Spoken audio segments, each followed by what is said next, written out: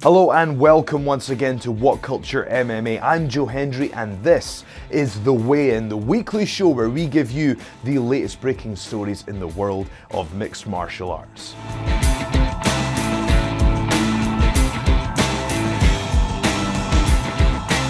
Today's top story, the UFC has reportedly already broken the live gate record for combat sports at Madison Square Garden. CEO Dana White wouldn't give specifics on the numbers, but he did say that they've broken the record, which was held by Lennox Lewis and Evander Holyfield back in 1999 for $13.5 million on the live gate. So we don't know exactly what it is, but we cannot wait to see how well the event performs. Second up today, some bad news for the fans of the middleweight division.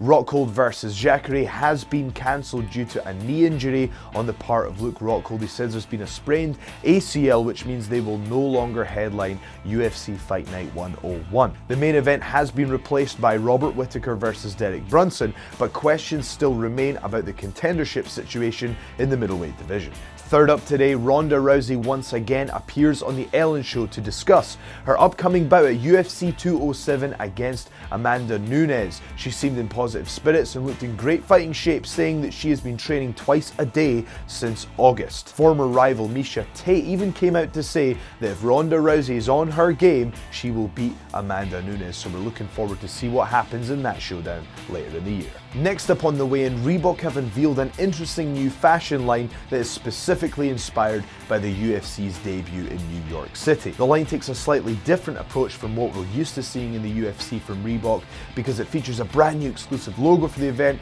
as well as fight gloves and even a leather jacket. Hopefully the fighters involved on the card will receive a cut from the leather jackets and other accessories that are available. Last on our list today, UFC Vice President leaves due to matchmaking. That's right, the former head of the UFC in Brazil, Giovanni Decker, has stepped down and said that his decision was because of his frustration over the treatment of Brazilian fighters with regards to title fights. Now, I think it's fair to say that that's a roundabout way of expressing frustration with the situation that Jose Aldo is in, trying to get a title shot against Conor McGregor.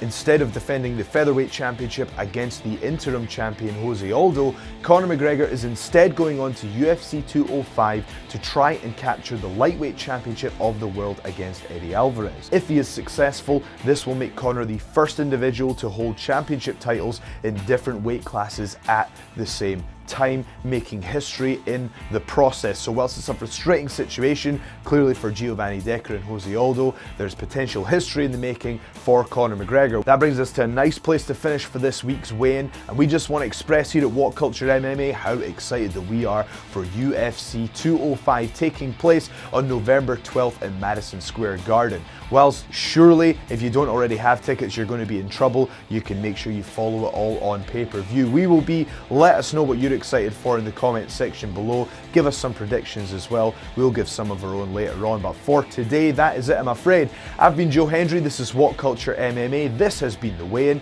Make sure you like, share and subscribe, and I shall see you next time.